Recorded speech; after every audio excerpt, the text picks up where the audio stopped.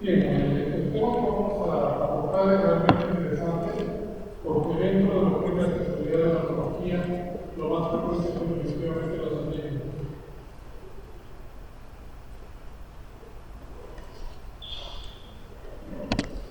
Bien, debemos recordar que las anécdotas tienen que ver básicamente con la determinación de hemoglobina, que es el parámetro que la Organización Mundial de la Salud recomienda para estudiar esas anécdotas. Debemos recordar que para recordar la hemoglobina es una proteína compleja que está conformada por estas dos estructuras que son sumamente importantes. El núcleo E que tiene dos porciones, una porción proteica llamada proteína, cuya patología se expresa a través de las porfirias.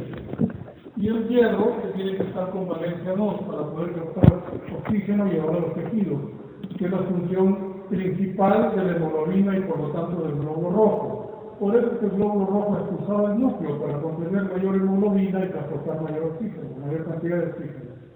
En segundo lugar, tenemos una fracción totalmente proteica llamada globina, que tiene una determinación genética. Está conformada por 4 cadenas polipeptídicas, 2 cadenas alfa, genéticamente determinadas en el cromosoma 16, y 2 cadenas no alfa, que están genéticamente determinadas en el cromosoma 11. Estas cadenas no alfa pueden ser beta, gamma o delta. Entonces, se unen las cadenas alfa con los diferentes tipos de cadenas no alfa y dan diferentes tipos de hemoglobina. ¿Qué significa esto? Que nosotros tenemos más de una hemoglobina normal. Siguiente. Entonces, solamente para recordar, el cromosoma 16 solo aporta las cadenas alfa. En cambio, el cromosoma 11 aporta las cadenas no alfa. Entonces nosotros debemos hacer una línea divisoria en este punto. Desde este punto hacia su derecha son las hemoglobinas de las personas que ya hemos nacido. Desde este punto hacia la izquierda son las hemoglobinas embrionarias. Entonces las hemoglobinas que nosotros tenemos una vez nacidas son la hemoglobina fetal, la hemoglobina A y la hemoglobina A2. Siendo la hemoglobina más importante la hemoglobina A2. Siguiente. Esta es la constitución de las hemoglobinas cuando recién nacemos y cuando ya somos adultos. Vean ustedes que la hemoglobina más importante en el recién nacido es la hemoglobina fetal, que representa el 80% de toda su estructura hemoglobínica. Mientras que en el adulto es la hemoglobina A, que está constituida por 2 cadenas alfa y 2 cadenas beta. Entonces, la hemoglobina A tiene 2 cadenas alfa y 2 cadenas beta, en el adulto representa casi hasta el 98% de toda su hemoglobina, en el recién nacido es apenas el 20%. En segundo lugar tenemos a la hemoglobina 2, que está constituida por 2 cadenas alfa y 2 cadenas delta, en el adulto máximo 3,5%, en el recién nacido máximo 0,5%. ¿Por qué es importante este valor? Porque cuando la hemoglobina 2 está por encima del 3,5%, es un marcador de una anemia hemolítica congénita, que es la beta-talasemia menor. Por último tenemos a la hemoglobina fetal, que está constituida por 2 cadenas alfa y 2 cadenas gamma. En el recién nacido habíamos dicho la hemoglobina más importante, en el adulto máximo hasta 2%.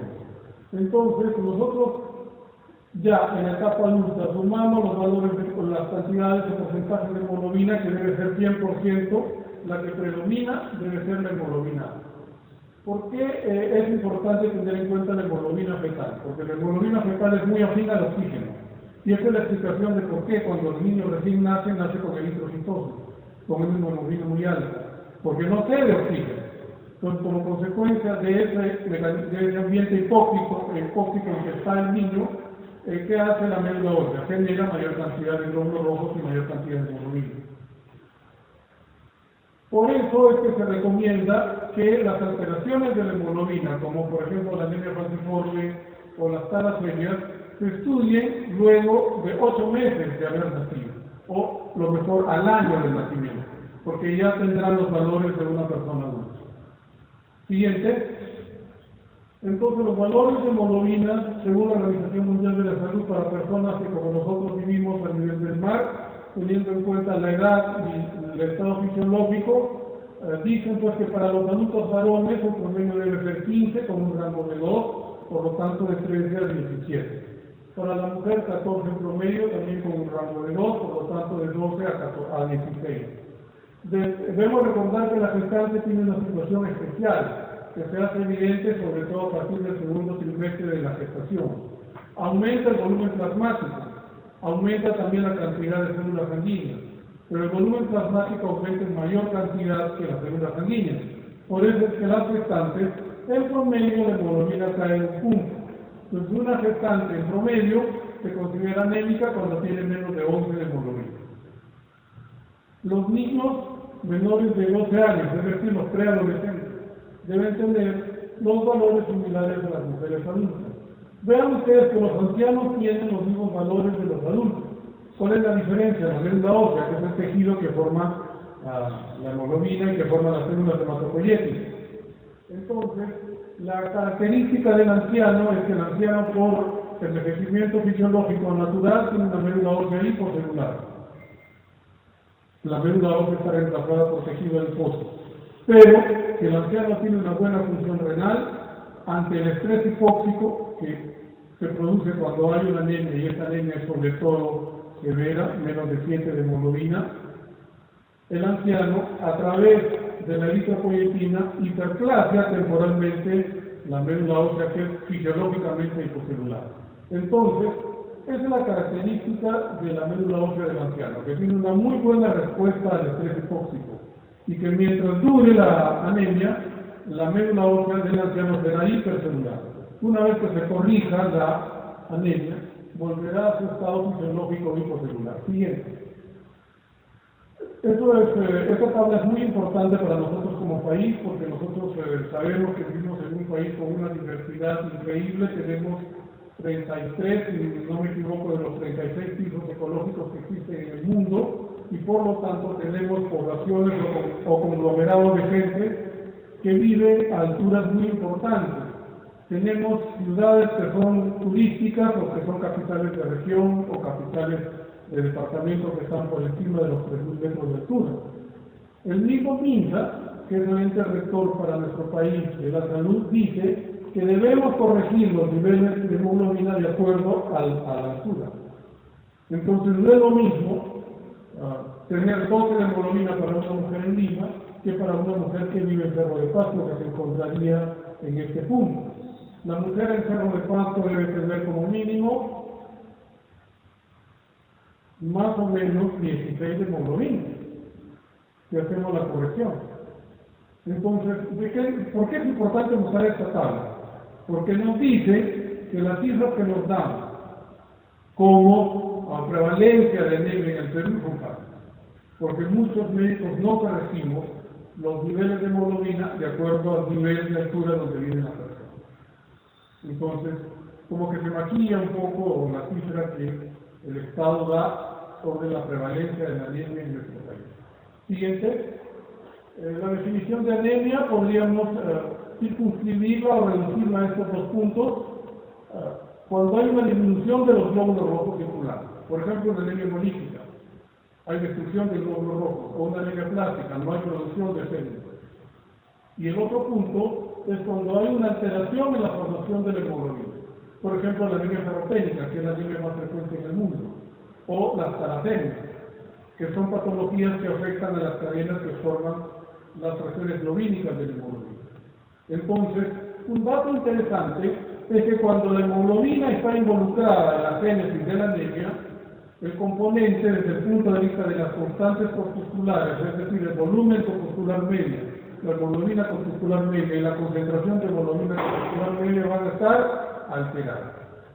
Las anemias en donde hay alteración de la síntesis de hemoglobina son microcíticas y hipocrómicas.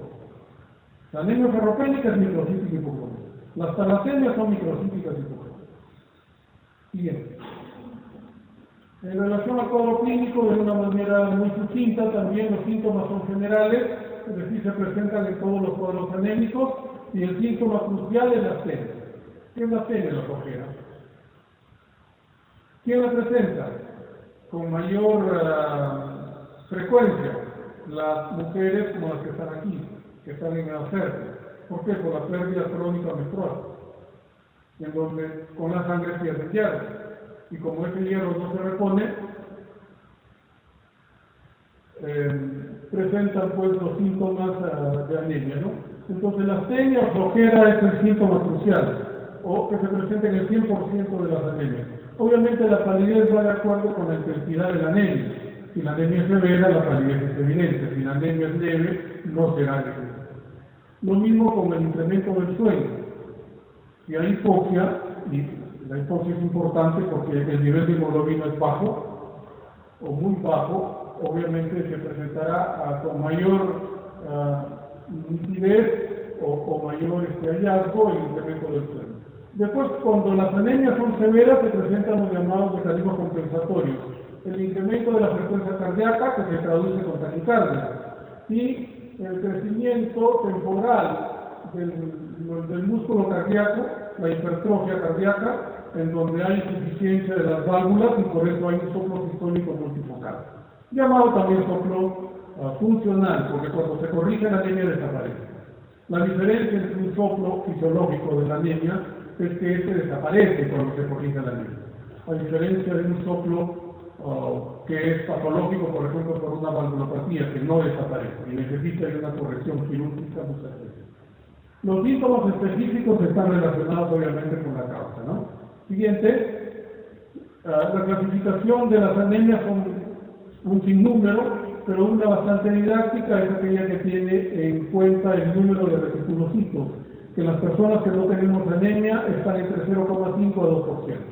Entonces, las anemias que tienen este valor se llaman anemias por menor producción. Las anemias que tienen un recuento reticulocitario mayor de 2% se llaman anemias hemolíticas o anemias por mayor destrucción. Debemos recordar que los reticulocitos son los glóbulos rojos jóvenes que están circulando en la sangre periférica, que normalmente no deben exceder este valor. Siguiente. Entonces, las anemias más frecuentes en el mundo son las anemias por menor producción, que son aquellas que tienen un recuento reticulocitario normal o disminuido. ¿Por qué? Porque dentro de ellas están las anemias carenciales, que son las anemias más frecuentes en el mundo. Y dentro de ellas vale la pena resaltar la presencia de la anemia ferropénica, que es la anemia más frecuente en el mundo. Debemos recordar que la anemia ferropénica está ligada al desarrollo socioeconómico de la población, al sistema de salud que tiene esa población y a las vías de comunicación que tiene esa población. Entonces, si un país es pobre, tendrá una alta incidencia de anemia ferropénica. Si un país es rico, tendrá una baja incidencia de anemia ferropénica. Después ven que hay un sinnúmero pues, de categorías o de tipos de anemias que están involucradas dentro de las anemias por menor producción. Siguiente. Las anemias por mayor destrucción hemolítica son aquellas que presentan un cuadro de reticulocitosis, es decir, un número de reticulocitos mayor del 2%.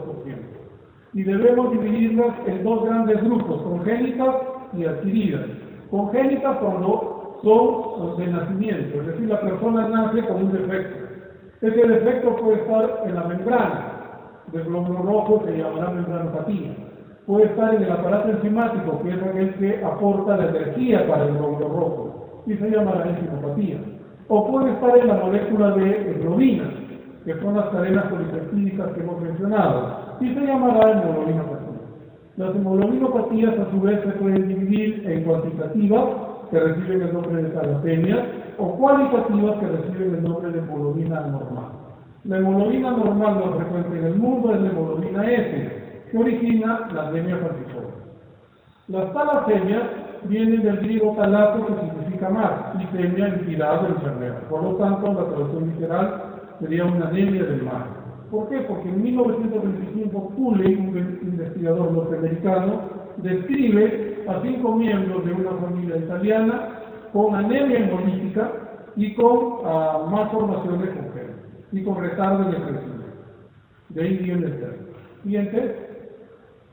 En cambio, las adquiridas son aquellas anemias que se presentan después del nacimiento. O sea, la persona no ha nacido con un cuadro genético previo. Dentro de ella, la más frecuente es definitivamente la anemia hemolítica autoinmune o inmune, que está mediada por la presencia de anticuerpos. Por eso, cuando nosotros tenemos que una persona adulta nos llega a emergencia con un cuadro de anemia, con ictericia, esplenomegalia y palidez, definitivamente tenemos que solicitar un test de Q directo, porque me está diciendo si es positivo que la anemia es hemolítica inmune, y le puedo salvar la vida dándole cortisona. Entonces, las anemias hemolíticas más frecuentes son las anemias hemolíticas de carácter inmune. Y esas inmunes pueden ser primarias, que no tienen causa, o secundarias, como están acá, ¿no? Con este gran número pues, de causas y de etiologías. Como no es motivo de la clase, se los dejo ahí para que ustedes lo revisen después con mayor detalle, ¿no? Siguiente. En cambio, cuando el test de Kuhn nos resulta negativo, lo cerramos porque tenemos que buscar una causa que no sea inmune. Y a lo mejor lo encontramos en el corazón. La persona puede tener una valvulopatía.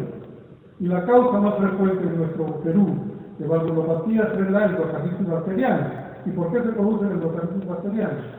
Por cuadros respiratorios altos maturados, que no han recibido antibióticos y que han dado vegetaciones o que han contribuido a que se formen vegetaciones en las válvulas capilares.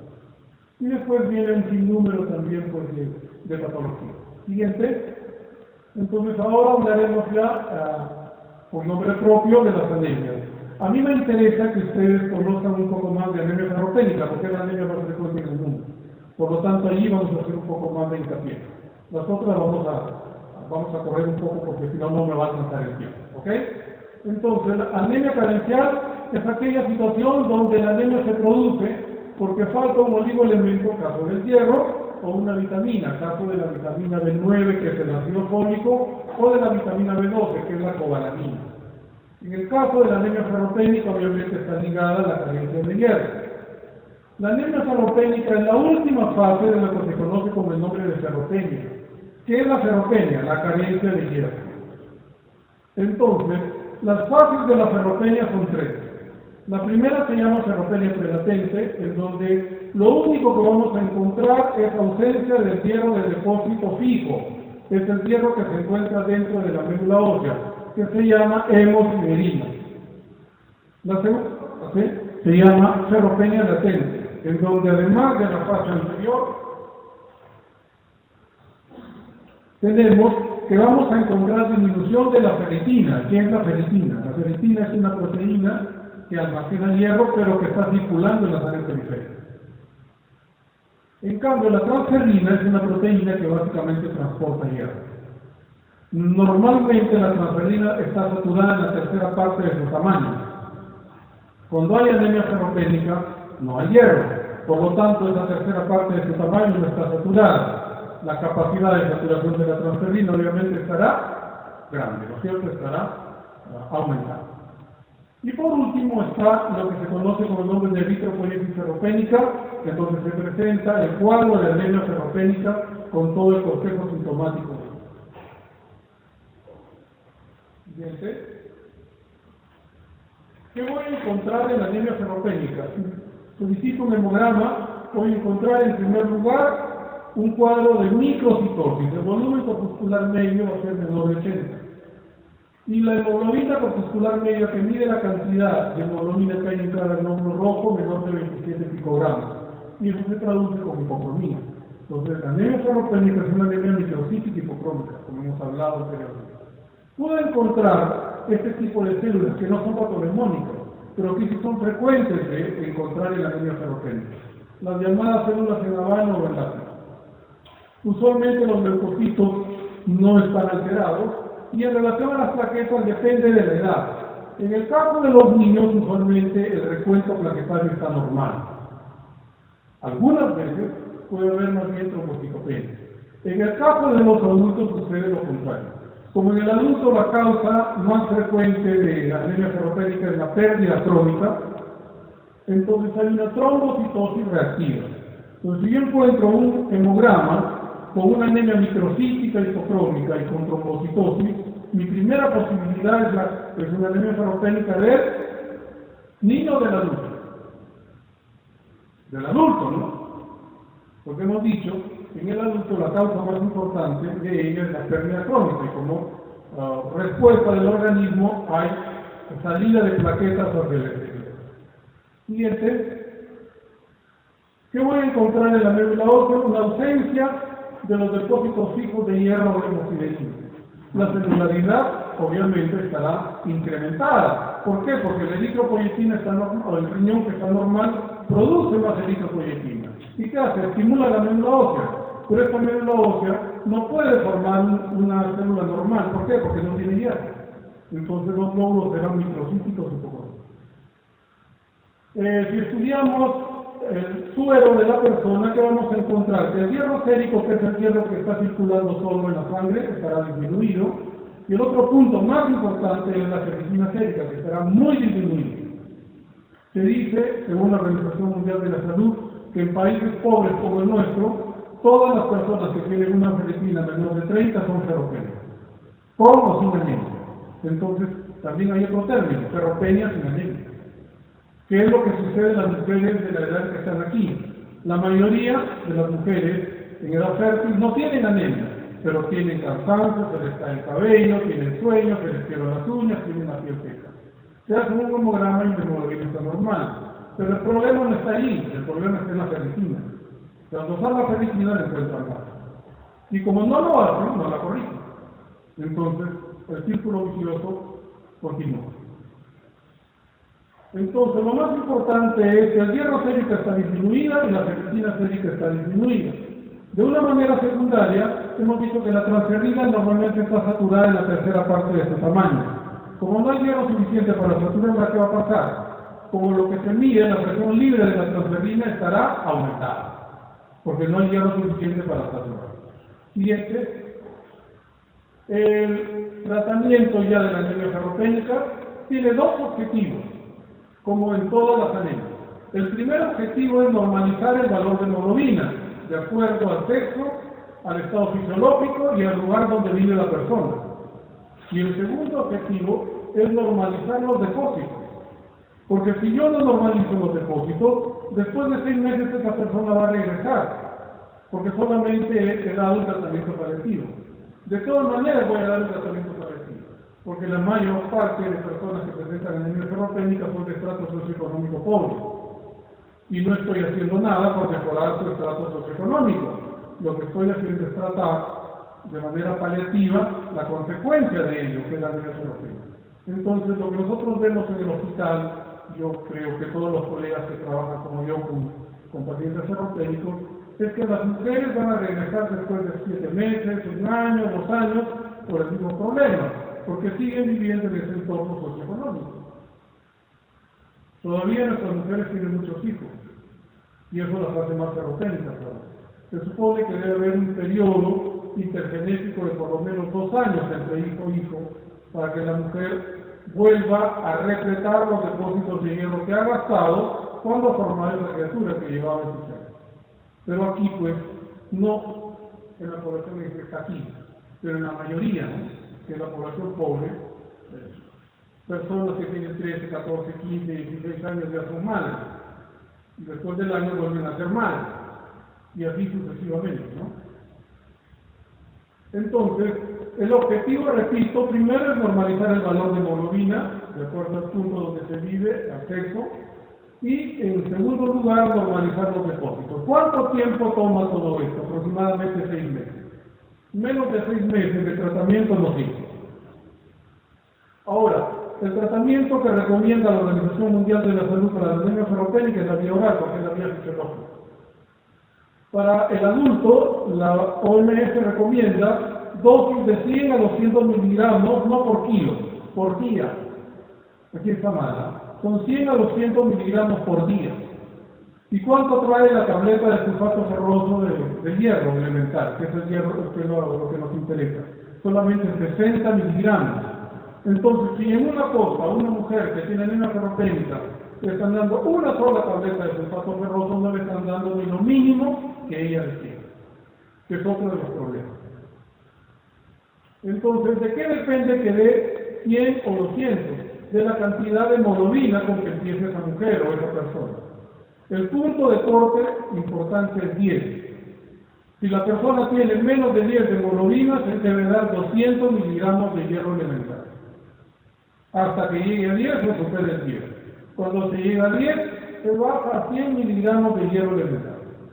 Entonces, si una mujer viene con 6 de hemoglobina, ¿cuántas tabletas de sulfato ferroso le debo dar al día para cubrirle sus necesidades? Entre 3 a 4, ¿verdad? No una.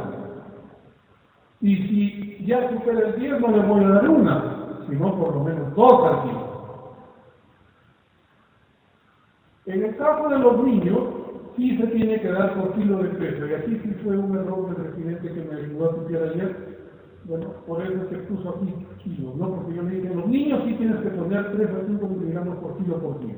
Entonces, ¿cuándo daré 3? Cuando el niño tiene 10 o más de hemoglobina. ¿Cuándo daré 5? Cuando tiene menos de 10 de hemoglobina. ¿Y por qué? Porque cuando se llega a 10 de hemoglobina, la capacidad de absorber el hierro se normaliza. Y la normalización en la absorción del hierro es que se absorbe por día el 10% del hierro que uno recibe. En cambio, cuando la persona tiene menos de 10 de hemoglobina, se incrementa la capacidad de absorber el hierro. Y esta absorción se puede incrementar hasta 40%, dependiendo pues del nivel de hemoglobina. Como sucede con nuestras mujeres o con nuestros pacientes en general, que vienen con una hemoglobina menor de 7, pueden llegar a absorber hasta el 40% de lo que están recibiendo por día. Entonces, ¿cuándo evalúo respuesta? Como la síntesis de hemoglobina es lenta, evalúo respuesta después del 10º día de tratamiento, no antes. ¿Y qué me va a decir esa persona? Que se siente mejor, que ya no tiene tanto sueño, que tiene más apetito, que está más tranquila, porque también la carencia de hierro da ansiedad, o a la persona la pone nerviosa. El otro tipo de tratamiento es la vía parenteral. ¿Y cuándo voy a utilizar la vía parenteral? Cuando no puedo utilizar la vía oral. ¿Cuáles son las contraindicaciones absolutas de la vía oral? 3. Sangrado digestivo activo. ¿Por qué? Porque el hierro es irritante gástrico. Segundo, cuando por alguna razón la persona no tiene el duodeno, por ejemplo, ha sido sometido a intervención quirúrgica en donde se extirpó el duodeno, porque debemos recordar que el hierro se absorbe en el 80% del duodeno, el 20% restante se absorbe en el tejido. Y la tercera razón es cuando la persona es intolerante al hierro oral. Por ejemplo, el sulfato ferroso, que es el hierro o la sal ferrosa que recomienda la Organización Mundial de la Salud, la mayoría de mujeres, sobre todo gestantes, lo rechazan o lo abandonan. ¿Por qué? Porque da sabor metálico, estriñe, da náuseas, vómitos, ardor gástrico. Entonces, para eso existen ahora los hierros de segunda y de tercera generación que no tienen este problema, pero cuestan más, obviamente. ¿Ok? Entonces, el hierro parenteral fue ideado, esta fórmula fue ideada en 1987 por un investigador de apellido Gancini, y él calcula la cantidad en miligramos de hierro de acuerdo pues al nivel de hemoglobina que tiene la persona. Entonces, la cantidad de miligramos de hierro que le voy a dar a esa persona viene o sale de esta fórmula. Hemoglobina ideal, que es a donde yo quiero llevar a la persona. Por ejemplo, una mujer en Lima, lo mínimo que debe tener es 12. Entonces, la hemoglobina ideal sería 12. La hemoglobina real sería la hemoglobina que tiene esa persona, por ejemplo, que tenga 6, multiplicado por el peso de esa persona en kilos, por ejemplo, que pese 60 kilos, multiplicado por esa constante, 2.2. ¿A qué equivale esta constante? Al volumen plasmático que tenemos. Y a los depósitos que debemos respetar, porque hemos dicho que el segundo objetivo del tratamiento es la represión de los depósitos, o la normalización de los depósitos. Entonces, si nosotros hacemos el cálculo, más o menos nos deben salir entre 18 a 20 entre 1800 a 2000 miligramos de hierro elemental. Y nosotros sabemos que las ampollas de hierro que circulan en nuestro medio tienen 100 miligramos de hierro elemental. Entonces, la cantidad de ampollas que debo aplicarle a esa persona es sencillo de saber, porque divido el total entre 100.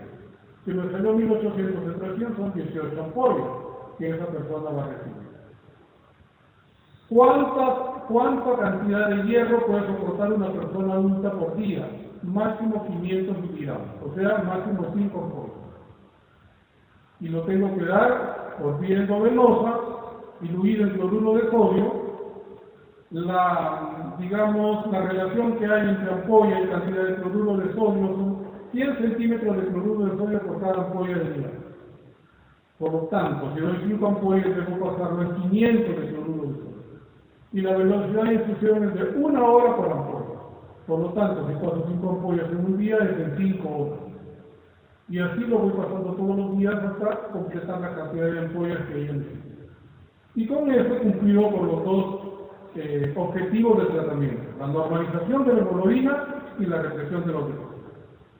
Siguiente. Ahora hablaremos de la anemia megaloblástica, que es la segunda anemia carencial en frecuencia. ¿A qué se debe la anemia megaloblástica? La anemia megaloblástica tiene un problema básicamente en la síntesis celular. ¿Por qué? Porque el defecto lo vamos a encontrar en el ácido desoxirribonucleico, que obviamente forma el núcleo de la célula. Para la formación del ADN son cruciales estas dos vitaminas: el ácido fólico, que es la vitamina B9, y la vitamina B12, que se llama cobalamina. Si falta una o las dos de estas vitaminas, el ADN que se forma en la célula es de mala calidad. Por lo tanto, la célula será de mala calidad y va a ser destruida dentro de la médula ósea. Y eso se llama aborto medular o dishemopoiesis. Debo recordar que el cuadro no solamente se presenta en los glóbulos rojos, sino en todas las células hematopoyéticas. Por eso, la anemia megaloblástica se puede expresar a través de citopenias, usualmente pancitopenia, neutropenia, anemia y trombocitopenia. Debo recordar que la anemia megaloblástica es la causa más frecuente de la llamada pancitopenia benigna, que es aquella que se supera rápidamente cuando la persona recibe la vitamina de la que es carente. Entonces, la característica de la anemia megaloblástica es que las células que se van a formar en primer lugar son grandes. Hay detención en la maduración. En segundo lugar, que el ADN está alterado. Por lo tanto, los macrófagos que tenemos en la médula ósea, que son células de defensa, las van a reconocer como patológicas y las van a destruir. Por lo tanto, habrá una pancitopenia o una citopenia periférica. Entonces, a diferencia de la anemia ferropénica, la anemia megaloblástica no tiene problemas con la hemoglobina, sino con las células. La anemia ferropénica tendrá un problema microcítico hipocrómico. En cambio, la anemia megaloblástica tendrá un problema de citopenia. Puede haber anemia, puede haber bicitopenia, puede haber pancitopenia. Siguiente. Ya hemos explicado esto. ¿Qué sucede en una hematopoiesis normal? Las células que tienen la capacidad de duplicar su ADN, la mayor parte de su vida están en la fase G0 o fase de reposo. ¿Para qué? Para incorporar los nutrientes necesarios para formarse. Y después, cuando tiene los nutrientes necesarios, entran en la fase S de mitosis o de síntesis, para duplicar la célula. ¿Qué hace el glóbulo rojo, la célula que tiene un componente megaloblástico? Prolonga la fase mitótica. ¿Por qué? Porque se va a destruir. Entonces, para tratar de compensar esta destrucción, trata de formar más células, pero no puede. Entonces, la característica en la médula ósea de la anemia megaloblástica es ver muchas células que están tratando de dividir, células en mitosis.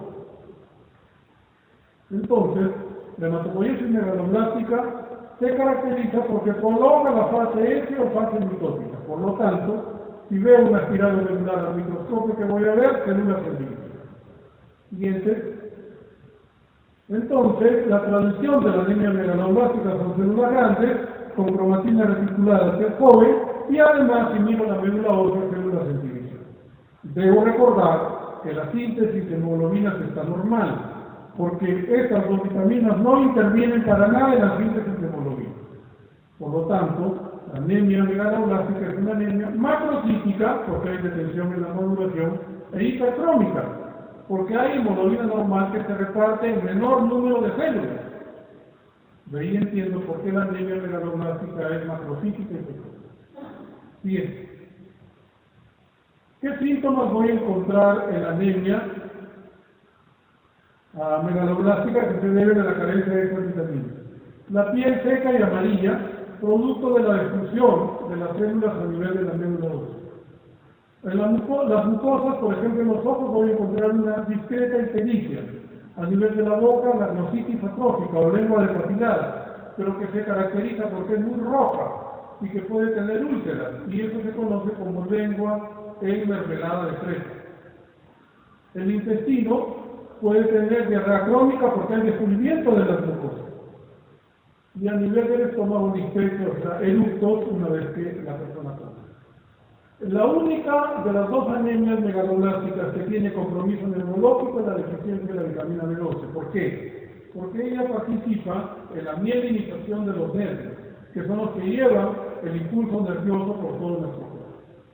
Entonces, si ustedes tienen un paciente con una anemia macrocítica hipocrómica y él les dice que tiene parestesia, obviamente no les va a decir tengo parestesia, pero sí les va a decir tengo hormigueo o tengo enrojecimiento de las piernas.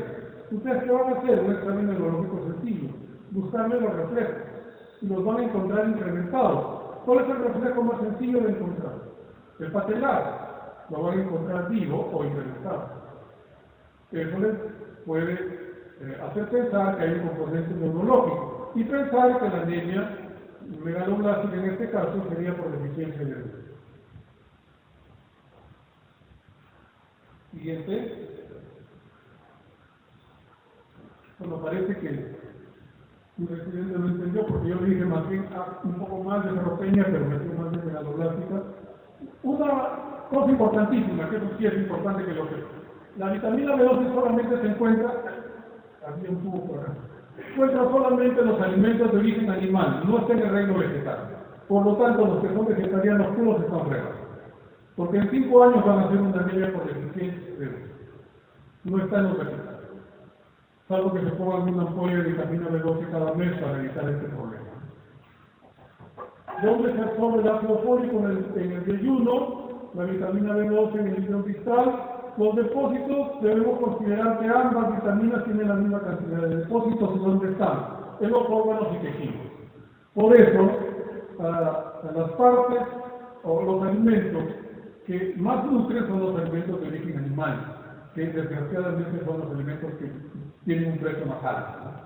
Por eso, la mayoría de personas que consumen vegetales, y por lo tanto nuestra población, sobre todo pobre, es básicamente anémica. Bien. ¿Qué voy a encontrar en el hemograma? En primer lugar, los glóbulos rojos son grandes y además tienen forma ovalada, lo que se conoce con nombre de macrovarocitos. A nivel de los leucocitos, a diferencia de la anemia ferropénica, los leucocitos pueden estar disminuidos, pero lo más característico es que los polimorfos nucleares, que tienen entre 3 a 5 lóbulos, normalmente van a tener más de 5 lóbulos. Y eso se llama poli o hiperpigmentación del polimorfo nuclear. A nivel de las plaquetas, la característica es que las plaquetas son grandes y pueden estar disminuidas. Entonces, el hemograma referente de un megaloblástico, ¿cuál va a ser? Una pancitopenia macrocítica. Bien. La médula ósea, como el hierro no lo usa porque las células se forman y se destruyen, mostrará usualmente incremento de los depósitos fijos de hierro y la detención y la maduración con las células que se están dividiendo. El folato lo puedo medir tanto en el suero como dentro del glóbulo rojo, a diferencia de la vitamina B12 que solamente la puedo medir a nivel del suero. Siguiente. Importante la definición de anemia perniciosa. La anemia perniciosa es una anemia que involucra la deficiencia de vitamina B12, pero es de naturaleza inmune. Entonces, estos son los 4 criterios de anemia perniciosa. Primero, sospecho de ella cuando la vitamina B12 es muy baja, menos de 100 picogramos. Segundo lugar, debo demostrar su naturaleza autoinmune, por lo tanto, un anticuerpo que puede ser contra el factor intrínseco o contra las células parietales del estómago, que son las células que absorben el factor intrínseco. Tercer lugar, a través de una endoscopía digestiva alta, debo realizar una biopsia del estómago y debo encontrar por lo menos gastritis crónica atrófica. Lo interesante de encontrar sería atrofia gástrica. Y el cuarto punto es que el tratamiento es de por vida, porque al no producirse el factor intrínseco, la vitamina B12 nunca se va a absorber. Entonces el tratamiento tiene que ser parenteral y de por vida. Siguiente. Nuevamente el tratamiento, primero, normalizar el valor de hemoglobina, segundo, normalizar los depósitos dependiendo obviamente de la causa.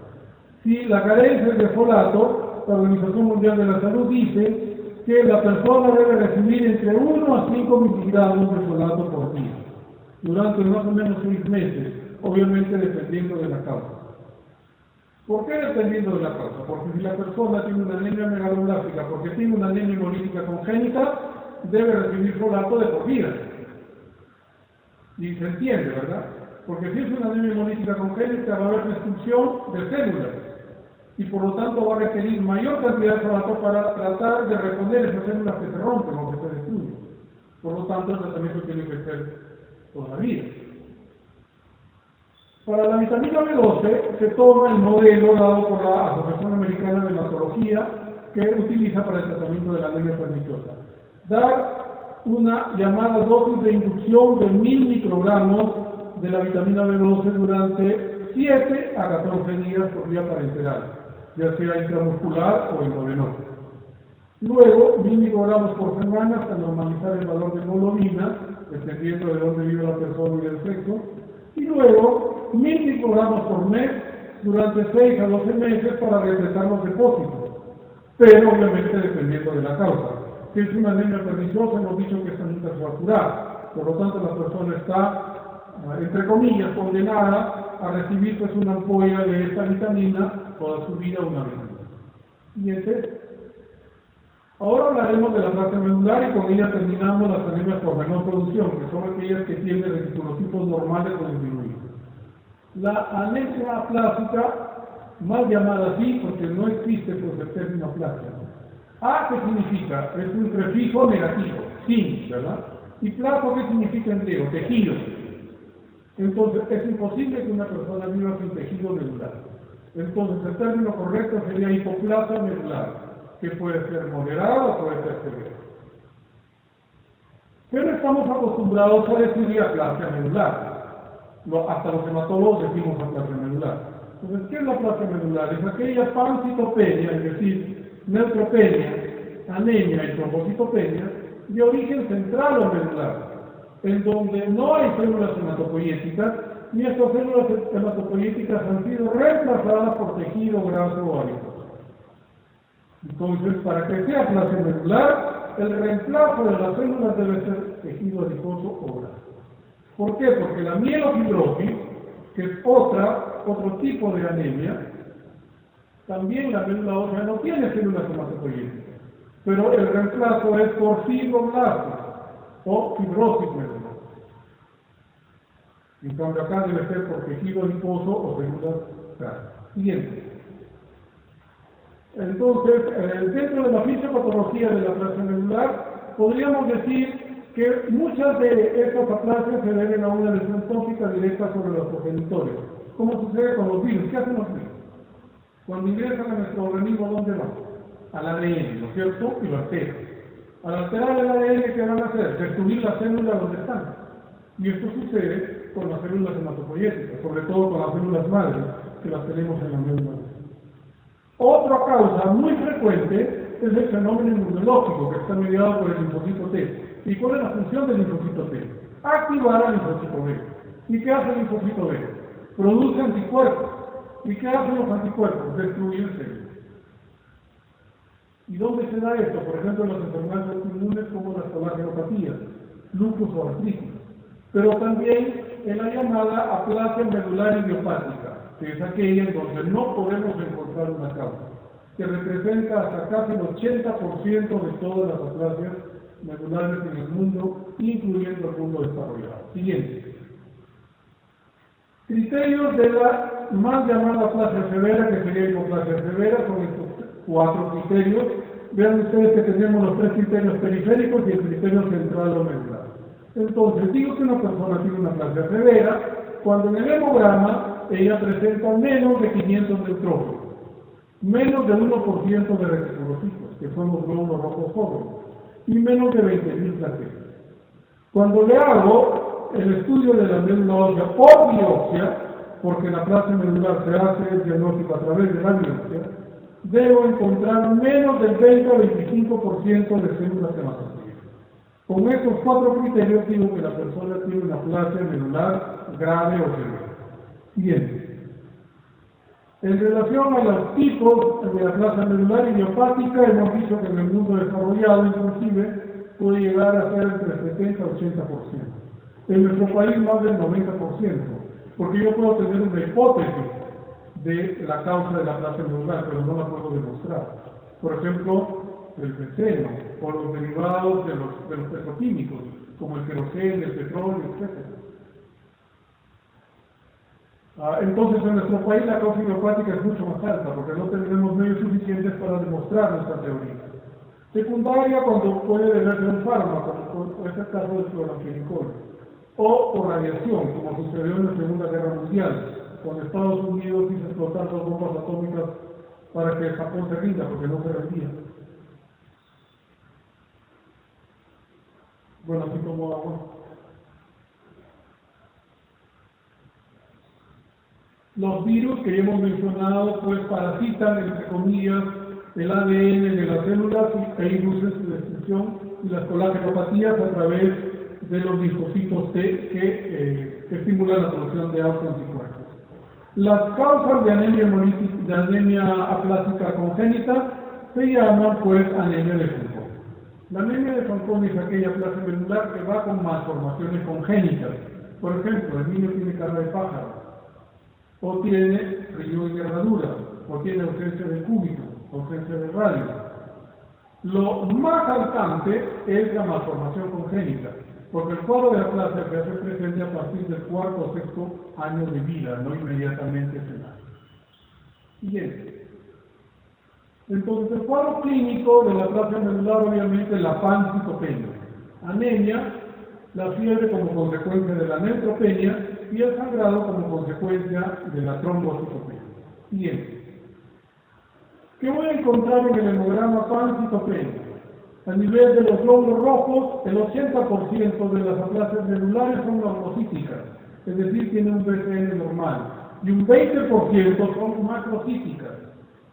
¿Por qué es importante hacer esta diferenciación? Porque las anemias macrocíticas son del mejor pronóstico que las anemias normocíticas en relación a la aplasia medular.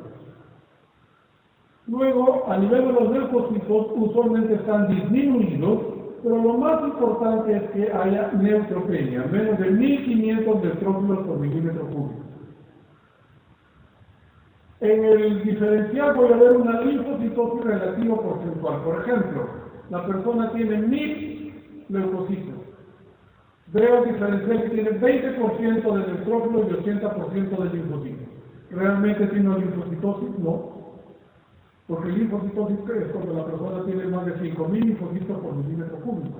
Y él ni siquiera tiene 5000 leucocitos, tiene solamente 1000 leucocitos. Por eso se dice que la linfocitosis es relativa o porcentual, pero no real o absoluta. A nivel de las plaquetas, igualmente, pues la trombocitopenia. Siguiente. Entonces, el diagnóstico de la aplasia medular es primero el aspirado, en donde veo que lo que saco es muy grasoso, pero el diagnóstico definitivo es a través de la biopsia de la médula ósea. ¿Qué voy a encontrar?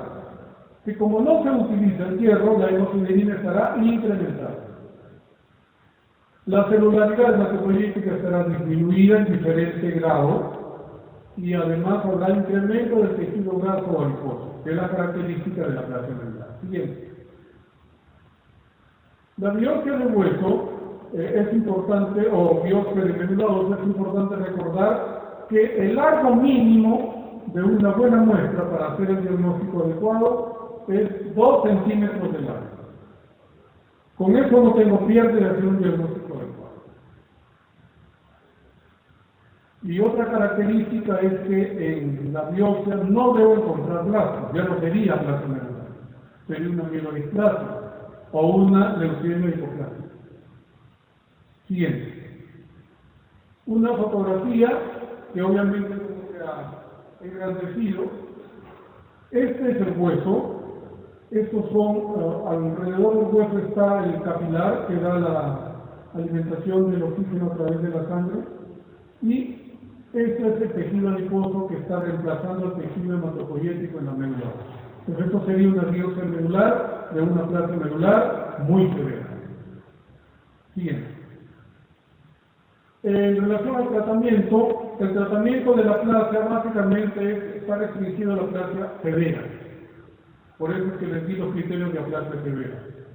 Y esta aplasia severa se trata, en primer lugar, con trasplante de médula ósea. Pasa, por favor, el siguiente. El trasplante de médula ósea debería ser lo ideal para el tratamiento de la aplasia medular severa. El tratamiento ideal sería el trasplante de médula ósea halogénico. ¿Qué significa halogénico? Que la médula ósea es de otra persona que está sana. Porque también hay tratamiento de trasplante autólogo, como sucede en el mieloma múltiple. La persona tiene mieloma múltiple, le doy quimioterapia y hace remisión de la enfermedad. Durante esa remisión le extraigo médula ósea guardia y después se la trasplanta. Eso se llama trasplante autólogo, que se utiliza en el caso de los mielomas. ¿Por qué? Porque el mieloma es una neoplasia personal. En cambio, para la aplasia medular, lo que necesita es una médula ósea naturalmente normal. ¿Y quién me lo da? Una persona diferente al paciente. Que debe ser, en lo posible, su hermano, porque va a tener los antígenos de histocompatibilidad igual. Lo ideal es que sería gemelo, pero es difícil que tengamos hermanos gemelos. Entonces, el donante ideal sería el hermano de padre y madre, ¿no? Que comparten prácticamente los mismos antígenos de histocompatibilidad. Se dice que cuando el trasplante se hace antes del mes el haber hecho el diagnóstico, o máximo al mes de haber hecho el diagnóstico, la curación es de un 80%, por lo tanto altísimo. Pero ¿cuántos centros de trasplante tenemos en el Perú? 4, para una población de 30 millones de habitantes. Por lo tanto, nada. Recién, el año pasado, se ha inaugurado el hospital, el Instituto Nacional del Niño que queda en San Borja, donde se hace trasplante para neoplasias y también para niños no neoplásicos. Y también, desde hace un año y medio, el INE está haciendo trasplante medular, pero tengo entendido que no les está yendo muy bien. Quien tiene más experiencia en trasplante medular en el Perú es el Hospital de Santiago, que tiene más de 20 años de trasplante medular, con bastante éxito. Eso hay que reconocerlo. ¿Qué hacemos los que no tenemos trasplante y no tenemos acceso a lo que vamos a ver después? Lo que se llama tratamiento de mantenimiento. El tratamiento de mantenimiento es dar lo que la persona requiere en ese momento. Por ejemplo, si está infectado, ¿qué hago? Lo cultivo y le doy antibióticos. Si me viene sangrando, ¿qué hago? Le paso plaquetas. Si me viene anémico, le paso paquete globular. Ese se llama tratamiento de mantenimiento. Regresa, por favor, a una diapositiva. Cuando la persona no puede acceder al trasplante, como sucede con la mayoría de peruanos, o pudiendo acceder al trasplante, no tiene un donante compatible, se ha creado en el mundo lo que se llama tratamiento inmunosupresor triple. Hemos dicho que la causa más frecuente de aplasia medular es la idiopática, y que dentro de la idiopática, la causa más frecuente es la de tipo inmunológico, aquella mediada por linfocitos T. Entonces, el objetivo de este trasplante, de este tratamiento, es matar al linfocito T, que es el responsable de la fisiopatología. ¿Cómo lo consigo? Utilizando estas medicinas. ¿Por qué es triple? Porque son 3 las medicinas. La droga más importante es definitivamente la globulina antitimocítica, o conocida como GAS, que se da de 15 a 40 miligramos por kilo por día durante 4 a 10 días de manera intravenosa. ¿Cómo la doy? A través de un catéter central. Entonces necesito que una persona entrenada en colocar este catéter en mi hospital. Son los de UCI, o los de cardiovascular, son los que ponen los catéteres y nosotros damos el tratamiento. Felizmente, el Ministerio de Salud desde hace aproximadamente unos 5 años compra el tratamiento, pero lo compra por, digamos, etapas. Entonces no le puedo dar el tratamiento completo a la persona. Y eso hace que las remisiones no sean tan exitosas como sucede en otras partes del mundo. Porque este tratamiento, cuando se da antes del mes también, o después del mes, perdón, máximo, de haber hecho el diagnóstico, tiene una remisión de 70%, por lo tanto bastante alta. ¿Por qué? Porque la persona no ha recibido mucho paquete globular, no ha recibido muchas plaquetas y se ha infectado poco. ¿Ok? En cambio, en nuestro país lo damos después de 4, 5, 6, 7 meses, cuando la persona recibe más de 200 paquetes regulares. Por lo tanto, el beneficio ya no va a ser igual. Esa es la realidad, y hay que decirla, ¿no? Entonces, lo más importante es la globulina antitimocítica, seguido de contradictoriamente dos inmunosupresores, la ciclosporina y la prednisona. ¿Por qué le doy prednisona? Porque los corticoides tienen una acción lítica sobre los linfocitos. Por eso, en toda enfermedad donde hay un linfocito de por medio, siempre en el esquema terapéutico hay un corticoide. Anemia hemolítica autoinmune, PTI, lupus, cualquier coragenopatía, de las nephropatías que son también de tipo inmunológico. Entonces, ¿qué hace el corticoide? Destruye también a los linfocitos. Como les decía, el tratamiento inmunosupresor triple, si se da máximo al mes de haber hecho el diagnóstico, tiene un porcentaje de remisión entre 50 y 70%, por lo tanto bastante alto. Siguiente. Y con esto ya le hemos hablado. Siguiente. Ahora hablaremos de las anemias hemolíticas. Y sí necesito un poco de agua.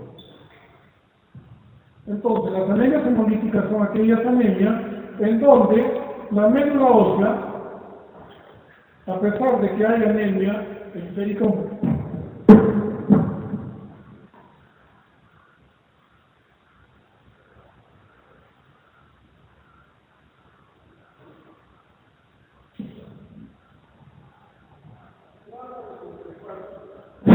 trata de compensar el defecto y produce mayor cantidad de sangre. Entonces, pero estas células salen y son destruidas. ¿Cuál es la diferencia entre una anemia hemolítica y una anemia megaloblástica? Porque las dos anemias hay destrucción, ¿no es cierto? En la anemia megaloblástica, ¿dónde era la destrucción? En la médula ósea, por lo tanto, no es hemolítica, porque la destrucción es extraña.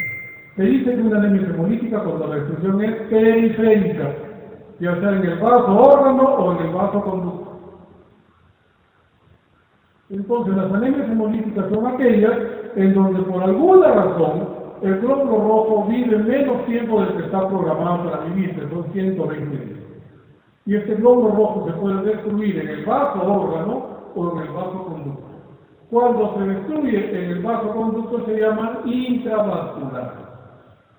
Cuando se destruye en el vaso órgano, extravasculares. Siguiente. Hallazgos generales de un cuadro hemolítico: palidez, expresión de la anemia; ictericia, expresión de la destrucción y de la incapacidad que tiene el hígado para procesar la bilirrubina indirecta y transformarla en directa; y sobre todo esplenomegalia, porque es básicamente el vaso, el órgano hemocatalético por excelencia, que es aquel que destruye los glóbulos rojos que están alterados. A veces, acompañando a la esplenomegalia, tenemos hepatomegalia, y a veces inclusive adenomegalia. Entonces, podemos sintetizar que la clínica hemolítica va a ser la sigla PIE: palidez, ictericia y esplenomegalia. Siguiente. Situaciones que me hacen pensar en un cuadro hemolítico congénito, es decir, aquellas anemias con las que la persona nace. Por ejemplo, la presencia de litiasis vesicular en niños bien jóvenes, que es totalmente inusual. De los que están aquí, ¿quién tiene litiasis vesicular? Ni yo, que tengo 58 años. Me he hecho un ecografía y no tengo piedras en la vesícula. Entonces, si un niño de 5 años tiene litiasis vesicular, tengo la obligación de descartar una anemia hemolítica congénita. Si un joven de 20 años tiene lo mismo, igual, porque no es usual, no es lo frecuente. Úlceras en las partes distales de las extremidades. ¿Por qué? Porque son las partes más difíciles para que el oxígeno llegue. ¿Y quién es la anemia hemolítica, o cuál es la anemia hemolítica que más da úlceras en las partes distales? La anemia falciforme, que es la enfermedad de la hemoglobina I. Alteraciones esqueléticas presentan todas las anemias hemolíticas congénitas, y el retardo en el crecimiento también, pero quien más lo expresa es la beta-talasemia mayor. Por eso se estudia como modelo de retardo en el crecimiento. Siguiente. ¿Qué voy a encontrar en el laboratorio? Policromatofilia. ¿Qué significa policromatofilia? El glóbulo rojo se llama así porque cuando lo tiño lo veo rojo al microscopio. En cambio, el policromatófito va a ser de un color gris, que me dice que es un reticulocito, que es un glóbulo rojo solo. Punteado basófilo son puntitos de color negro que van a estar dentro del glóbulo rojo, son rezagos de los ácidos nucleicos. Normoblastos son glóbulos rojos con núcleo, que normalmente deben estar en la médula ósea, no en la sangre periférica. La apoglobina es una proteína de síntesis hepática que tiene gran afinidad por la hemoglobina libre. Como se destruyen los glóbulos rojos, en la sangre está circulando la hemoglobina libre y es captada por la apoglobina. Y ella también está anémico. Tiene la astenia de la hora, ¿no? Después de almorzar da sueño. Y si se almuerza abundantemente más, puro comió frijol. La deshidragenasa láctica es una enzima que evalúa dos situaciones, destrucción y neoformación de tejido. También la anemia megaloblástica es elevada. Aumento de la bilirrubina predomina indirecto, y hemos explicado que el hígado no tiene la capacidad para conjugar toda la bilirrubina. Y cuando la destrucción es dentro del vaso sanguíneo, vasoconducto o intravascular, hemoglobinura, es decir, presencia de hemoglobina en la orina. Por ejemplo, la hemoglobinura paroxística nocturna. Siguiente. Ahora estudiaremos de una manera rápida las anemias hemolíticas congénitas. Las membranopatías son aquellas anemias hemolíticas en donde las proteínas que forman parte de la membrana están involucradas. La membranopatía más frecuente es la ferocitosis hereditaria. Siguiente. ¿Qué pasa en la ferocitosis hereditaria? Una o más de las proteínas que forman parte de la membrana del glóbulo rojo está disminuida. Como consecuencia de ello, ¿qué va a pasar? Que el glóbulo rojo pierde esa forma bicóncava que tiene normalmente. Se hace pequeño, se hace redondo y se hace rígido. Por lo tanto, se va a destruir. Siguiente. Creo que puedes pasar a la siguiente y después regresar. Esto es mucho más explicativo, ¿no? El glóbulo rojo normal tiene esta forma. ¿Y por qué tiene esta forma? Porque le permite elongar la membrana y atravesar cualquier calibre de vaso sanguíneo. En cambio, cuando cambia de forma y se convierte en un esferocito, ya no puede estirar la membrana porque es rígido y se va a destruir dentro de los sinusoides esplénicos, es decir, del vaso órgano. Regreso. Ahora, las causas de ferocitosis hereditaria tienen como causa más frecuente la deficiencia de insulina, que es una proteína de la membrana, seguida de la deficiencia de espectrina. Puede ser también que haya una deficiencia mixta, espectrina y insulina. Puede ser que también esté comprometida otra proteína, como la proteína de la banda 3 y por último la proteína 4.2. Todas forman parte de la membrana del glóbulo rojo. Entonces, la causa más frecuente es la deficiencia de enzima. Siguiente. Bueno, esto es lo mismo, una fotografía electrónica con microscopio electrónico que muestra hacia su izquierda un glóbulo rojo esferocítico que ha perdido la forma bicóncava que está pues al lado derecho. Siguiente. ¿Cómo hago el diagnóstico de una esferocitosis hereditaria? En primer lugar, que en el glóbulo, en el profil de sangre periférica voy a encontrar glóbulos rojos redondos y pequeños, microesferocitos. Además, las constantes corpusculares se caracterizan porque nos van a dar un componente normocítico y hipertrófico. Entonces, el BCM estará normal, pero la hemoglobina corpuscular medio y sobre todo la concentración de la hemoglobina corpuscular medio estará elevada. Entonces, si yo tengo una CHCM que se acerca al 36%, mi primera opción sería una esferocitosis hereditaria, con un BCM normal. ¿Ok? Por ejemplo, 90 con 36%. La prueba diagnóstica es la fragilidad osmótica, que consiste en someter sangre del paciente y sangre en un control normal a diferentes concentraciones de cloruro de sodio. Las personas normales hemolizamos cuando la concentración de cloruro de sodio está a 0,6. En cambio, los que tienen esferocitosis hereditaria hemolizan apenas se baja de 0,9 a 0,85. ¿Por qué? No toleran las soluciones hipotónicas. Por eso se dice que ellos tienen una fragilidad osmótica incrementada. No toleran las soluciones hipotónicas. La prueba se hace en 2 momentos, a la hora y a las 24 horas. La prueba confirmatoria, obviamente, es la de 24 horas. El tratamiento de todas las anemias hemolíticas congénitas es la esterectomía.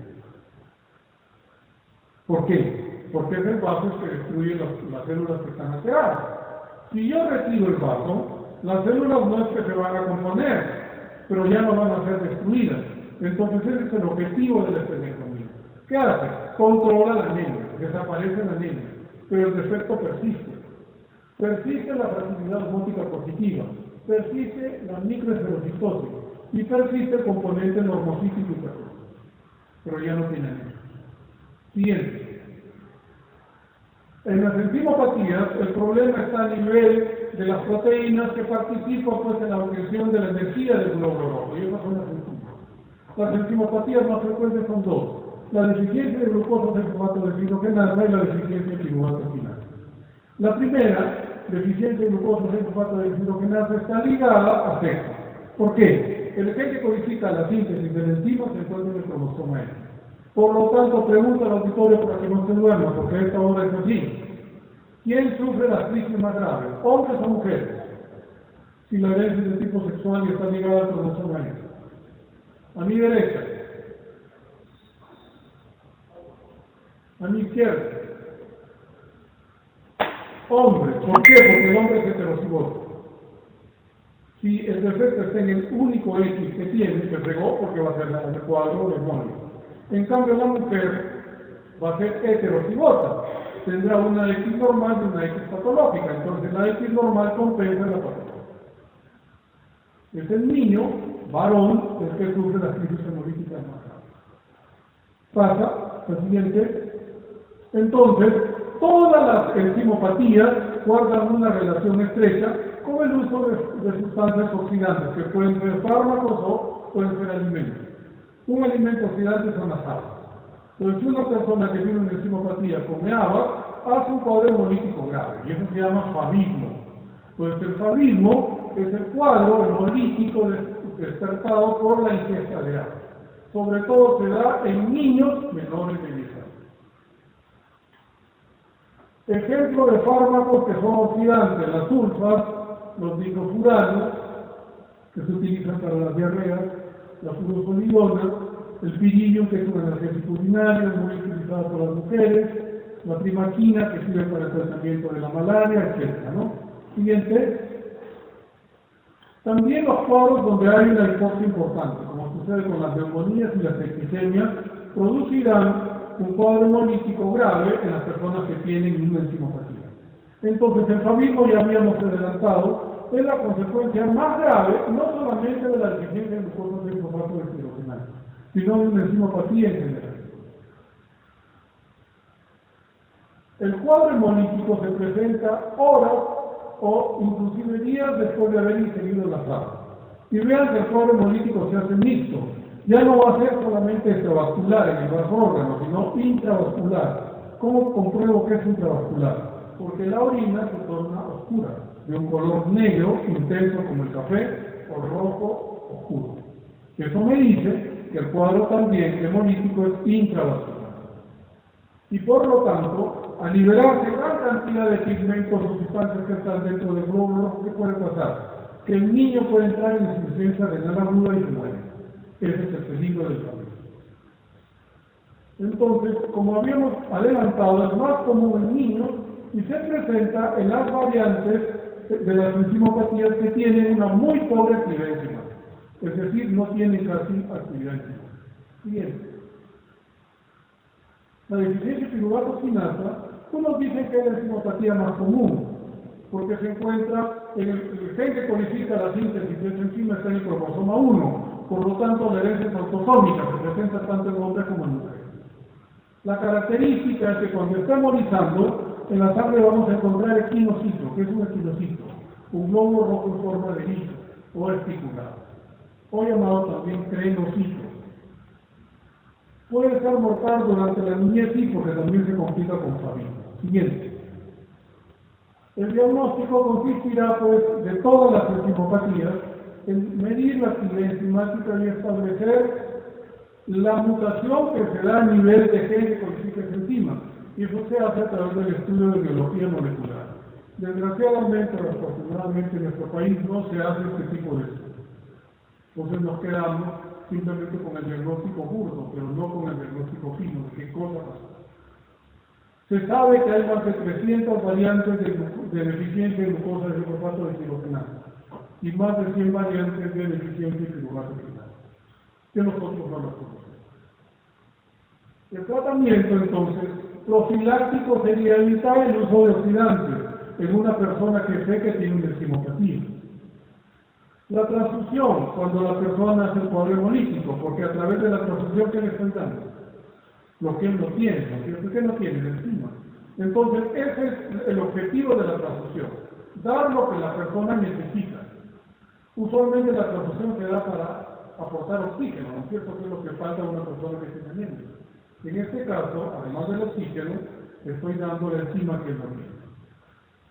Y en el caso de que sea necesario la esterilización, para tratar de frenar el cuadro hemolítico. Siguiente. Después tenemos a las hemoglobinopatías. Habíamos dicho que eran de dos tipos, las hemoglobinas anormales, que estaban representadas por la hemoglobina S, que origina la anemia desfanocítica. Habíamos dicho que la hemoglobina A tenía dos cadenas alfa y dos cadenas beta, ¿verdad? La hemoglobina S es una variante de la hemoglobina A. Entonces, ¿qué pasa en esta hemoglobina S?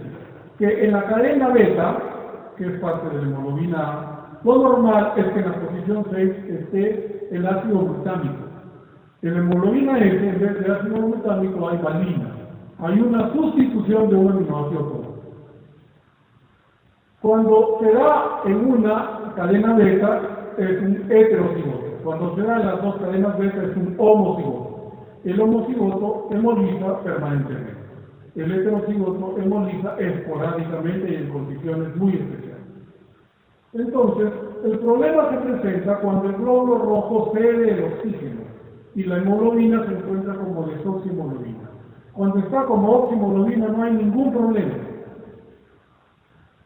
Entonces, repito, el cuadro hemolítico se presenta cuando la hemoglobina S hace libre el oxígeno, porque cuando cede el oxígeno, esta desoxihemoglobina S adopta una estructura cuaternaria totalmente diferente a la de la hemoglobina normal. Se acomoda de una manera helicoidal y adopta la forma en os del glóbulo rojo. Pasa, por favor, 2 o 3 diapositivas. Ahí está. Supongamos que este es un vaso pequeño y que a través de su luz está pasando diferentes tipos de glóbulos rojos. Estos glóbulos rojos son normales. Entonces, ceden el oxígeno, como no tiene ninguna patología, ¿qué hace? Estiran la membrana y pasa, no tiene problema. Estos son glóbulos rojos que tienen hemoglobina S y hemoglobina S homocigota. Al ceder el oxígeno, ¿qué hace? Adoptan esta forma. Entonces ya no van a poder estirar la membrana. ¿Y qué hace? Cuando adoptan esta forma, expulsan el núcleo N. Y el núcleo N, ¿dónde va? El endotelio y la lesión. ¿Cuál es la respuesta normal a una lesión endotelial? Pregunta para ustedes. ¿Cómo responde el organismo cuando el endotelio se lesiona? Con un cuadro de trombosis, ¿no es cierto? Forma un trombo para permitir que se repare la pared que está lesionada. Por eso se sabe que esta anemia es trombótica por naturaleza. Es la única anemia que induce dolor. Porque cuando el trombo se presenta en el territorio arterial, obviamente no llega oxígeno a ese tejido.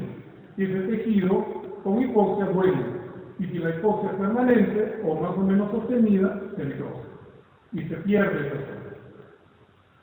¿Cuál es el órgano que más se necrosa? El vaso. Por eso, los drepanocíticos, cuando son adultos, tienen más de 30 años, no tienen esplenomegalia. Son los únicos anémicos hemolíticos congénitos que en la edad adulta no presentan esplenomegalia. Todos los otros sí la presentan. Siguiente, regresa por favor. Solamente para decir que todas las anemias hemolíticas congénitas son más frecuentes que la raza negra. ¿Por qué? Porque el hombre apareció en África. No sé si blanco, rojo, chino, blanco, negro, pero apareció ahí. Entonces tuvo que adaptarse al medio ambiente de África. Y África saben ustedes que es un continente endémico para la malaria. Entonces, un mecanismo de adaptación del hombre para no desaparecer como especie, porque si no seríamos petróleo en este momento igual que los dinosaurios, fue cambiar la estructura de su lóbulo rojo y de su hemoglobina. Y por eso es que aparecen las anemias hemolíticas congénitas. Siguiente.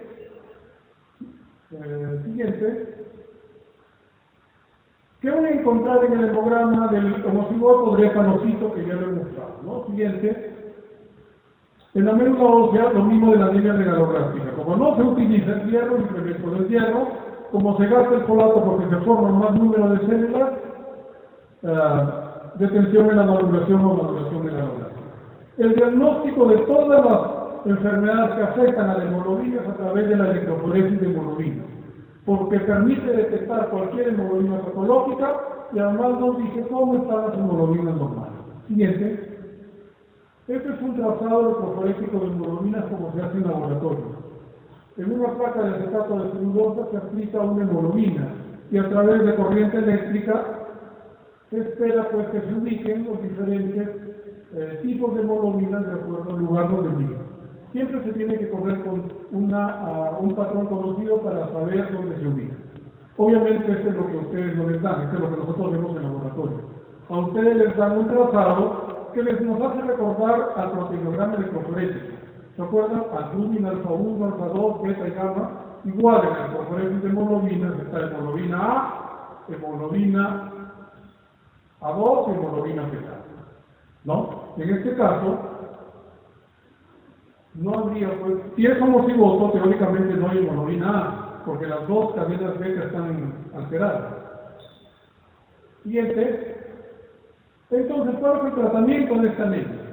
El tratamiento más importante de la anemia drepanocítica es la hidratación.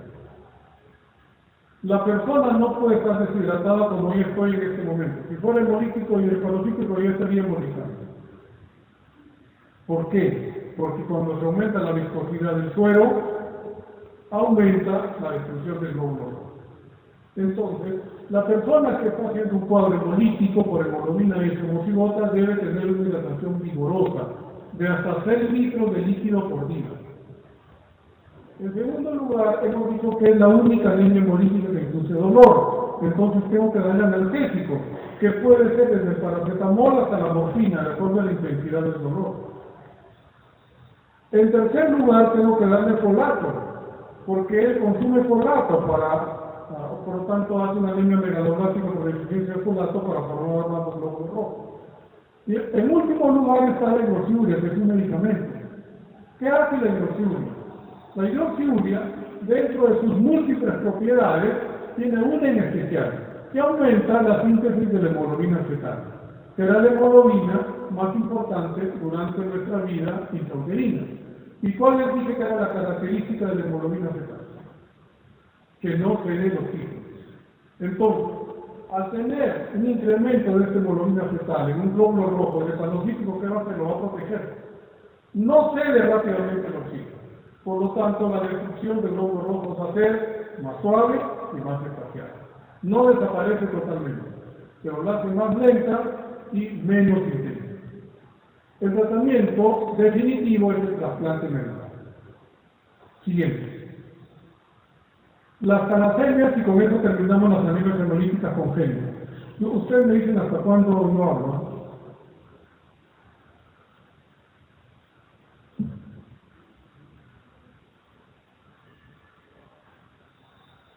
Ok. No hay problema. Bueno, me he dicho que puedo continuar hasta que llegue el otro profesor. Vamos a ver. Entonces, las talasemias habíamos dicho que eran aquellas anemias en donde faltan cadenas de aminoácidos. La cadena beta se sabe que tiene 116 aminoácidos. En vez de 116 tiene 0, o en vez de 116 tiene 50.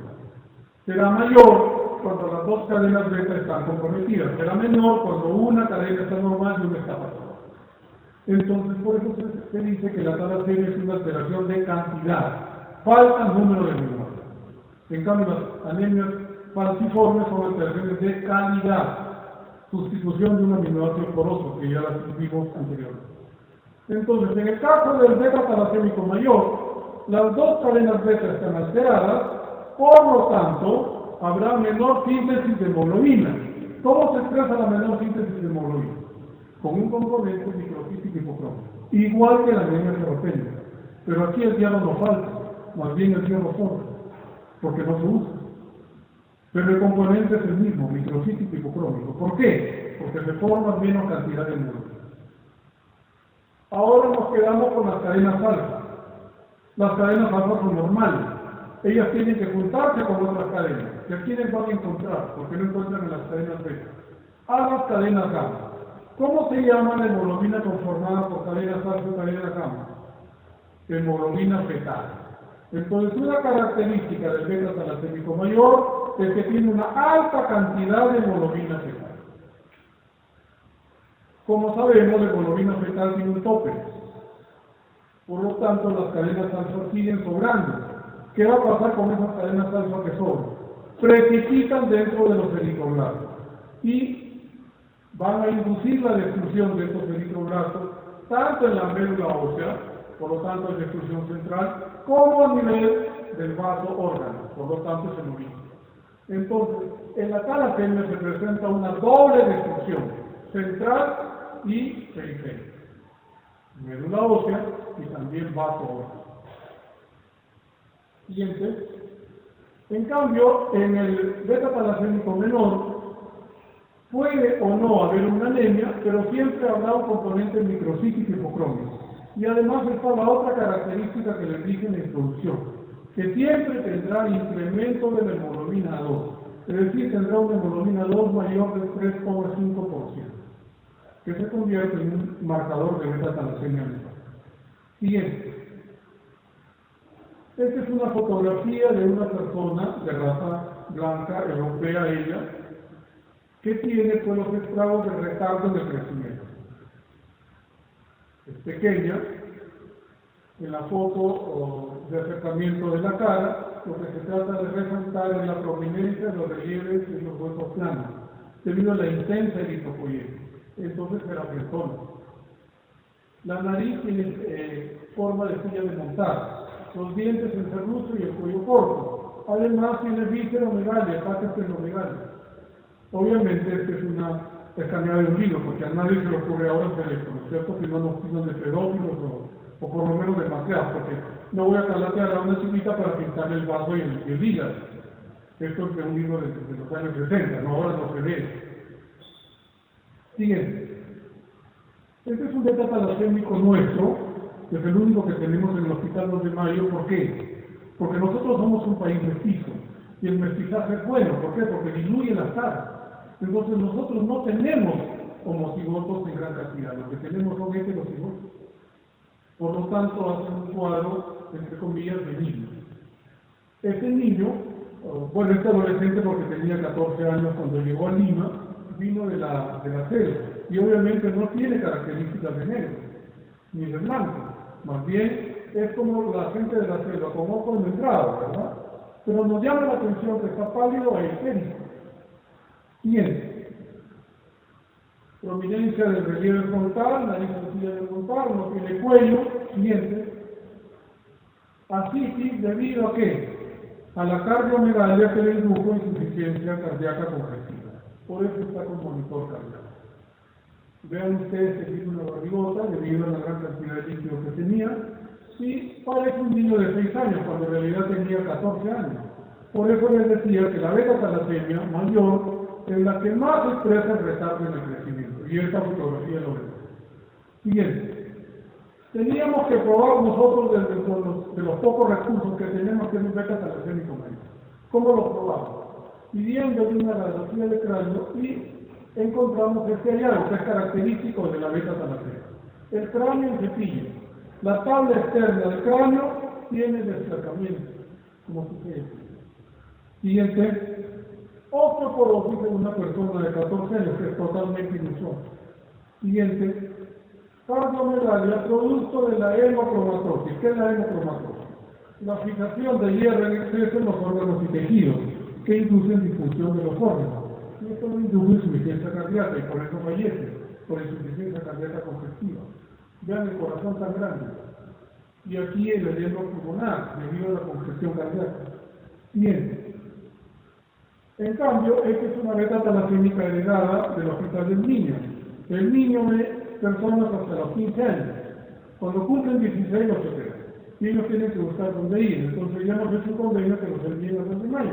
Ella ahora tiene 32 años. Y vean ustedes, parece una niña. Siguiente. También frente prominente, nariz sencilla de montar, casi no tiene cuello. Siguiente. Talla inadecuada, no retardo del crecimiento frontoestatural. Ella tiene apellido ruso, pero es negra. Negra sin ser peyorativo, porque la raza es negra. No porque yo quiera decir que ella es negra, en el afán de defenderla. A ella, cuando la vieron del hospital del niño, no le habían hecho esterectomía. Entonces, en nuestro hospital le hemos hecho esterectomía y se ha frenado en algo la destrucción masiva del glóbulo. Lo ideal sería el trasplante de médula ósea, pero ella es muy vieja para eso. Tiene 32 años. Y además aquí no se hace trasplante para ese tipo de patología. Siguiente. Entonces, ¿qué voy a encontrar en el hemograma? Una anemia microcítica hipocrónica con reticulocitosis y dianocitos. ¿Qué es el dianocito? El glóbulo rojo en forma de sombrero mexicano, en forma de bull, como vamos a ver en el informe. La médula ósea es la médula de una anemia megaloblática. Siguiente. La electroforesis de hemoglobina, que nos va a mostrar en el beta talasémico mayor, que no tiene hemoglobina A, porque las dos cadenas beta están comprometidas. Hemos dicho que la hemoglobina fetal está muy elevada. Esa es la característica del beta talasémico mayor. Del menor sí tiene hemoglobina A, porque tiene una cadena beta normal. Y además, siempre tendrá incremento de la hemoglobina A2 por encima de 3,5%. Debo recordarles que el beta talasémico menor puede tener o no anemia, pero siempre tendrá microcitosis de hipoclorito. Bien. En relación al tratamiento, que obviamente es para el talasémico mayor, a diferencia del drepanocítico, a ese tengo que controlarle la hemoglobina todos los meses, porque debo mantenerlo en 10 de hemoglobina para impedir el retardo en el crecimiento y más bien propiciar el desarrollo normal. Con 10 de hemoglobina se ha comprobado que ellos llegan a un desarrollo psicomotriz normal. Entonces, cada mes determina el valor de hemoglobina. Si tiene menos de 10, le tengo que transfundir sangre porque mi objetivo es mantenerlo en 10. Por lo tanto, una vez al mes debo examinar. Como él destruye glóbulos rojos, ese hierro se va acumulando en los tejidos. Para evitar la hemocromatosis, tengo que utilizar un quelante de hierro. El mejor quelante de hierro hasta ahora es la deferoxamina. El inconveniente es que es de uso parenteral. Entonces, o es subcutáneo o es intravenoso. En Europa se utiliza por vía subcutánea porque se les da a los niños unas máquinas que liberan la sustancia y la utilizan 3 veces a la semana haciendo un tratamiento de quelación durante el sueño. Porque se supone que los niños deben dormir 12 horas. ¿Pero quién duerme 12 horas en el seminario? Porque como tenemos distancias que no son tan grandes, ¿no? Pero como tenemos un tráfico caótico, es cada vez más difícil llegar a tiempo a una reunión. Entonces la gente duerme poco, se trabaja más y se duerme menos. Y se gana igual, que es lo más raro, ¿no? El tratamiento definitivo es definitivamente, valga la redundancia, el trasplante de médula ósea. El país que tiene más experiencia es Italia. Ellos ponen 3 condiciones. Ponen 3 condiciones. Primero, que haya recibido siempre sangre, que su hemoglobina haya estado en 10. Segundo, que el tratamiento de quelación de hierro haya sido regular 3 veces a la semana. Y tercero, que tenga menos de 16 años, para dar un éxito del 80%. Pasan a ser extalasémicos, se convierten en personas normales. Siguiente. Ahora, solamente con esto ya termino, ¿eh? Las anemias hemolíticas adquiridas más frecuentes hemos dicho que son las de tipo inmunológico o inmune. Entonces debemos recordar que las adquiridas se presentan de manera brusca, la persona está bien y de repente hace cuadros positivos. Siguiente. Entonces debo recordar que los eritrocitos viven menos por la presencia de autoanticuerpos que los van a destruir. Los autoanticuerpos los voy a calificar de acuerdo al nivel de temperatura que hacen efecto líquido. Son termorreactivos cuando reaccionan a 37 grados centígrados y son crioreactivos cuando reaccionan de 20 a menos grados centígrados. Entonces, anticuerpo caliente, anticuerpo frío. La anemia hemolítica inmune más frecuente es por debida a anticuerpo caliente o anticuerpo termorreactivo. Siguiente. Pasa, por favor. Entonces, encontraré lo mismo que en todas las anemias hemolíticas. Anemia ictericia de posición bruja con esplenomegalia, la famosa dilación. Palidez, ictericia y esplenomegalia. Siguiente. En el hemograma voy a encontrar todo el cortejo sintomático de un cuadro hemolítico activo. Siguiente. La médula ósea hipercelular, sobre todo expresan de la serie nitroide. Siguiente. Las características del CUM. ¿Qué me dice el CUM? El CUM directo me dice que hay una sustancia que está pegada a la membrana del glóbulo rojo, ¿verdad? Eso me dice. Pero no me dice si esa sustancia es o es una proteína, es un anticuerpo o es complemento. Ese es el test de CUM clásico. Cuando tengo un test de CUM clásico, debo pedir el test muy específico, que sí me dice si esa sustancia es anticuerpo, el complemento son los dos. Y si es anticuerpo, me dice si ese complemento es G, es L o es A. Por lo tanto, debo pedir los dos test de CUM. Primero, el clásico. Segundo, cuando me salió positivo el clásico, el mono específico, que me dice exactamente qué tipo de proteína está produciendo el cuadro hemolítico. Bien. El tratamiento es en base a corticoides. Obviamente, el referente a la prednisona, de 1 a 2 miligramos por kilo por día oral, hasta llegar a 10 de hemoglobina. Cuando llego a 10 de hemoglobina, empiezo a disminuir 5 miligramos por semana, hasta que llego más o menos a 15 o 20 miligramos por día. ¿Cuánto tiempo me tarda esto? Entre 2 a 3 meses. Si en 2 a 3 meses necesito más de 20 miligramos de prednisona para tener 10 de hemoglobina, se cataloga como refractario. ¿Y qué hago con él? Lo someto a esterectomía, que es la segunda fase de tratamiento. También, si la persona llega con una hemoglobina como me llega en la emergencia, con 1, con 2 o con 0,9, obviamente no le puedo dar corticoide oral, porque está inconsciente, no puede tragar. ¿Qué tengo que hacer? Darle pulso de corticoide. Dexametasona, 40 miligramos, 10 ampollas de 4 miligramos, el cloruro de sodio, que se lo pase en 1 hora, o metilprednisolona, dosis de 30 miligramos por kilo, dosis tope para el adulto, que también se lo pase en 1 hora por 5 días. La transfusión sanguínea se la puedo dar después del pulso de corticoides, porque si no, no voy a encontrar sangre compatible, y más bien puedo ocasionar un cuadro hemolítico más grave. Entonces, primero le aplico el primer día de pulso, o le doy la carga de corticoides, y después le transfundo la sangre, para evitar la reacción. Siguiente.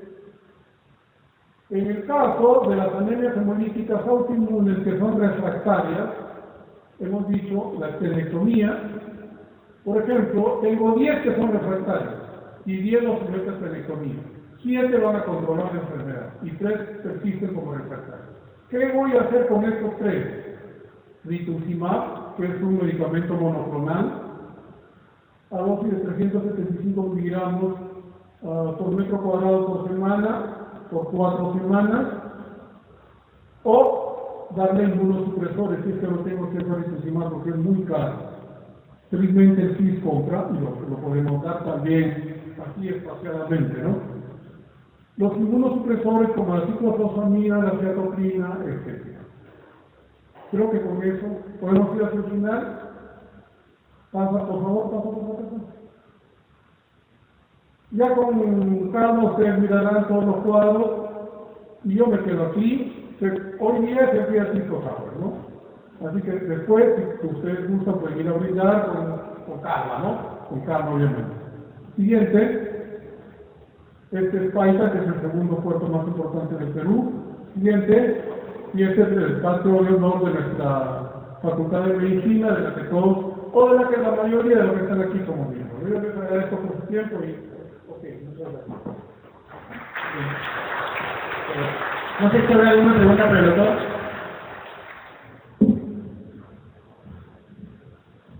Sí, doctor, buenas tardes.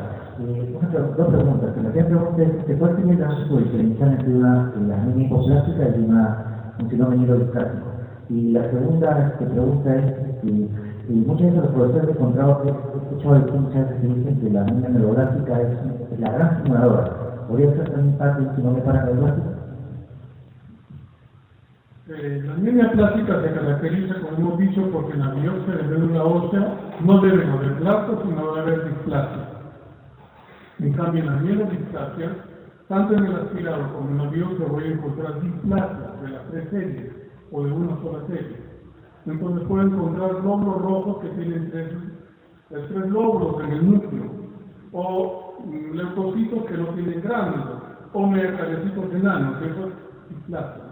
Entonces, en la biopsia de médula ósea no debo encontrar eso, porque si no sería una mielodisplasia. En relación a que la anemia megaloblástica es la gran simuladora, eso sí no lo sabía. La anemia megaloblástica, lo que sí sé es que es la causa más común de lo que se llama pancitopenia benigna, porque se presenta con pancitopenia. Pero lo que me debe llamar la atención es que el volumen corpuscular medio es muy alto, por encima de 120, y tiene un RDR doble o índice de linfocitos bien elevado, que puede llegar hasta 40%. Entonces, examino a la persona que voy a encontrar, la lengua roja y despapilar. Le busco reflejo y está incrementado. Entonces, le doy las vitaminas y están alteradas. Aspiro la médula ósea y encuentro pues, los cambios megaloblásticos, ¿no? Pero no sabía que era la llamada gran simuladora. ¿Alguna otra pregunta? Doctor, después en cuanto a la anemia hipoplástica, en el hospital Valles tenemos un caso de un paciente procedente de la selva que fumigaba, utilizaba reparación. También podrían causar anemia hipoplástica de eso, ¿no? Sí, cualquier sustancia la puede ocasionar. El problema, como digo, para nosotros como país es que no podemos demostrarlo. Queda solamente en teoría o hipótesis. Pero no puedo demostrarlo que es. Creo que la señorita no sea para Gracias. Recibo lo que comento que para mostrar la anemia más común era por deficiencia de ferritina, en este caso el tratamiento como igual con hierro. Claro, dependiendo. Si la persona tiene más de 10 de hemoglobina, son 100 miligramos de hierro por lo menos 2 meses, que es el tiempo en que voy a regresar los depósitos. A los 2 meses que hago, le mido nuevamente la ferritina. La ferritina pasó de 5 a 30, es mujer. Si no, tengo que seguir mirando. Pero no te preocupes, que la mujer nunca llega a 30, entonces toda la vida va a tener que tomar hierro. ¿Alguien más? Ok, entonces nos vemos y hasta luego.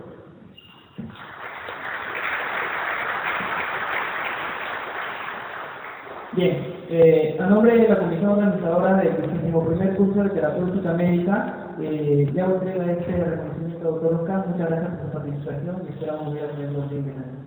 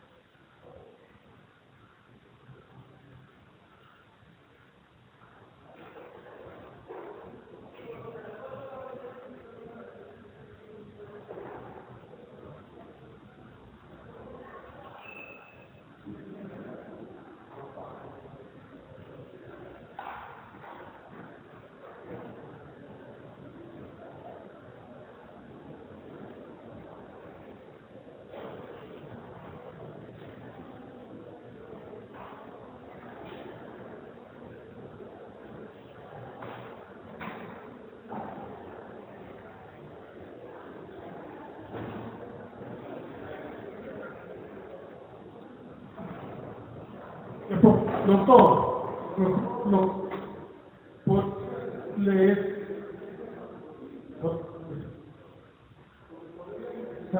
pues es una anemia megaloblástica. Cuando una anemia tipo mielodisplasia también puede ser macrocíclica. Ahí sí, de acuerdo al volumen, ¿no? Y después cuando aspiro la médula ósea veo que tiene displasia. Entonces son más bien las anemias macrocíclicas las que son. Ok.